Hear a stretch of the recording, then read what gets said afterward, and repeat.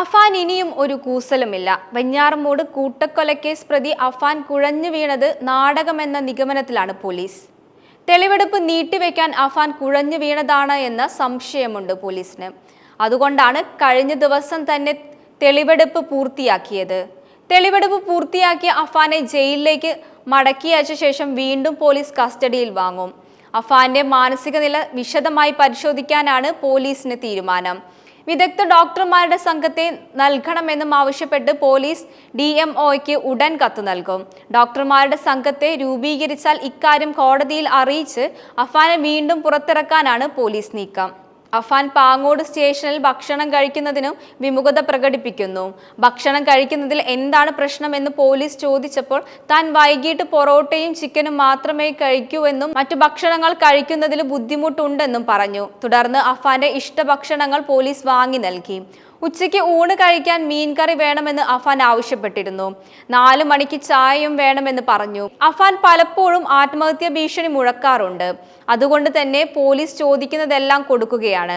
രാത്രി കിടക്കുന്നതിന് വേണ്ടി പേപ്പറുകൾ നൽകിയിരുന്നു. ഇതിൽ കഴിഞ്ഞ ദിവസത്തെ പത്രവും ഉണ്ടായിരുന്നു. ലഭിച്ച പത്രം മുഴുവൻ അഫാൻ വായിച്ചു തീർത്തു. തുടർന്ന് പത്രം പോലീസ് തിരികെ വാങ്ങി. തനിക്ക് വെറും തറയിൽ കിടക്കാൻ കഴിയില്ലെന്ന് പറഞ്ഞതിനെ തുടർന്ന് പോലീസ് സെല്ലിൽ കിടക്കുന്നതിനുള്ള പായ സംഘടിപ്പിച്ച് നൽകുകയും ചെയ്തു. 24 മണിക്കൂറും നിരീക്ഷണവുമുണ്ട്. എല്ലാവരെയും കൊലപ്പെടുത്താൻ ആദ്യം ഇരുമ്പ് കമ്പി വാങ്ങാനാണ് ഉദ്ദേശിച്ചതെന്നും കൊണ്ടു നടക്കാൻ എളുപ്പമല്ലാത്തതിനാൽ ചുറ്റിക വാങ്ങിയതാണെന്നും അഫാൻ പോലീസിന് മൊഴി നൽകി. ചുറ്റികയാകുമ്പോൾ എവിടെയും കൊണ്ടുപോകുമെന്നും ആർക്കും സംശയം തോന്നില്ലെന്നും ചോദ്യം ചെയ്യലിനിടെ അഫാൻ പോലീസ് ഉദ്യോഗസ്ഥനോട് പറഞ്ഞു. ശക്തിയായി അടിച്ചാൽ ആൾ മരണപ്പെടുമെന്ന് തനിക്ക് പൂർണ്ണ ബോധ്യമുണ്ടായിരുന്നുവെന്നും പ്രതി മൊഴി നൽകി. പലപ്പോഴും കുറ്റബോധമോ ഭാവവ്യത്യാസമോ ഇല്ലാതെയാണ് അഫാൻ പോലീസിനോട് പെരുമാറിയത്. വെള്ളിയാഴ്ച ഊണ് കഴിക്കുമ്പോൾ മീൻകറി ഇല്ലേ എന്നും അഫാൻ പോലീസിനോട് ചോദിച്ചു. അതേസമയം പറയുന്ന കാര്യങ്ങളൊന്നും പരസ്പര വിരുദ്ധമാണ്.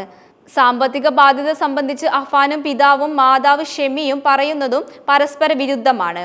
ഇക്കാര്യത്തിൽ വ്യക്തത വരുത്താൻ പോലീസ് കൂടുതൽ തെളിവുകൾ ശേഖരിക്കും. വെള്ളിയാഴ്ച രാവിലെ 6:30 ലോക്കപ്പിനുള്ളിലെ ശുചിമുറിയിൽ പോകുമ്പോൾ അഫാൻ കുഴഞ്ഞു വീണത്.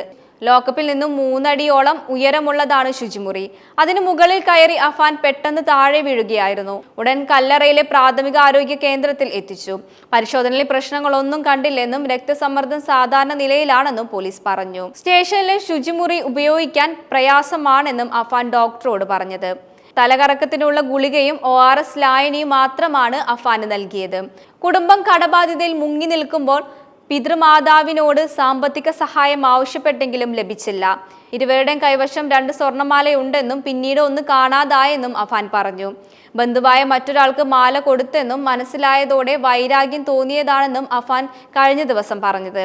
മാതാവ് ഷെമിയാണ് ആദ്യം ആക്രമിച്ചതെന്നും അവർ മരിച്ചെന്ന് കരുതിയാണ് മറ്റുള്ളവരെ ആക്രമിച്ചതെന്നും അഫാൻ നേരത്തെ മൊഴി നൽകിയിരുന്നു. കൊലപ്പെടുത്തുന്ന രീതി മറ്റും ഇന്റർനെറ്റിൽ തിരഞ്ഞിട്ടില്ലെന്നും മൊബൈൽ പരിശോധനയിൽ കണ്ടെത്തിയിരുന്നു.